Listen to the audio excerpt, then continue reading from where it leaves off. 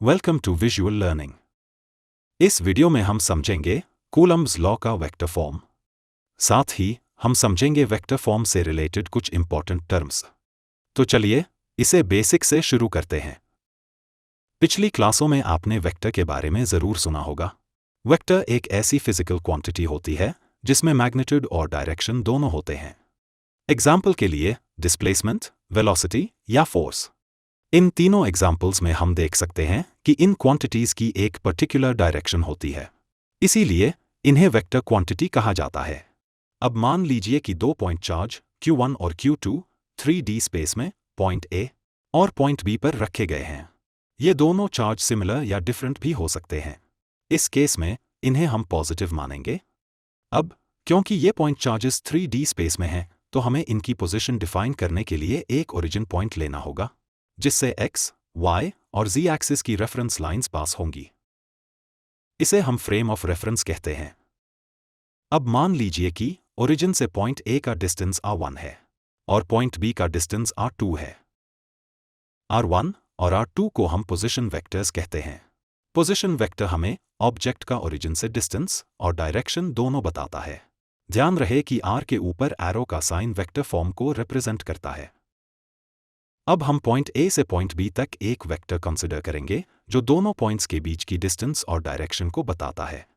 अगर हम इसकी डायरेक्शन पॉइंट A से भी कंसिडर करें तो इसे r12 से रिप्रेजेंट करेंगे, और अगर हम इसे पॉइंट B से पॉइंट A कंसिडर करें तो इसे r21 से रिप्रेजेंट कर सकते हैं। अब जैसा कि हम जानते हैं कि दोनों चार्जेस पॉजिटिव हैं, तो दोनों चार्जेस एक दूसरे पर रिपल्सिव फोर्स लगाएंगे। चार्ज Q1 चार्ज Q2 पर फोर्स F21 लगाएगा और चार्ज Q2 Q1 पर फोर्स F12 लगाएगा। ध्यान रहे कि फोर्स वेक्टर का पहला डिजिट प्राइमरी चार्ज को बताता है, यानी जिस पर फोर्स लग रहा है, और दूसरा डिजिट सेकेंडरी चार्ज को बताता है, यानी जो फोर्स लगा रहा है। आइए अब हम कूलम्ब्स लॉ की मदद से इन दोनों फोर्सेस को कैलकुलेट करते हैं। कूलम्ब्स लॉ के अकॉर्डिंग ये दोनों चार्ज एक दूसरे को किसी फोर्स के साथ अट्रैक्ट या रिपेल करेंगे, और इस फोर्स की वैल्यू दोनों चार्जेस के मैग्नीट्यूड के प्रोडक्ट के डायरेक्टली प्रोपोर्शनल होगी और दोनों चार्जेस के बिटवीन डिस्टेंस के स्क्वायर के इन्वर्सली प्रोपोर्शनल होगी। सिंपल फॉर्म में हम इस फोर्स को कुछ इस तरह रिप्रेजेंट कर सकते हैं। अगर इसी इक्वेशन को हम वेक्टर फॉर्म में रिप्रेजेंट करें तो ये कुछ ऐसा होगा। इसमें F21 Q2 पर लगने वाला फोर्स है।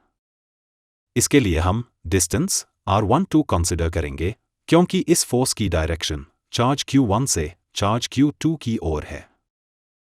ध्यान रहे कि इस फोर्स को वेक्टर फॉर्म में कंसिडर किया गया है, इसलिए इसकी डायरेक्शन को शो करने के लिए हम यूनिट वेक्टर का यूज करेंगे जो कि r12 होगा।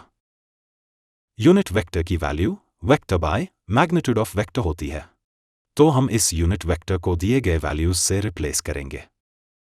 इक्वेशन को सिंप्लीफाई करने पर हमें कुछ यह मिलेगा। इसी तरह फोर्स F12 के लिए कुछ ये इक्वेशन बनेगी। इसी वेक्टर इक्वेशन को हम कूलम्ब्स लॉ का वेक्टर फॉर्म कहते हैं।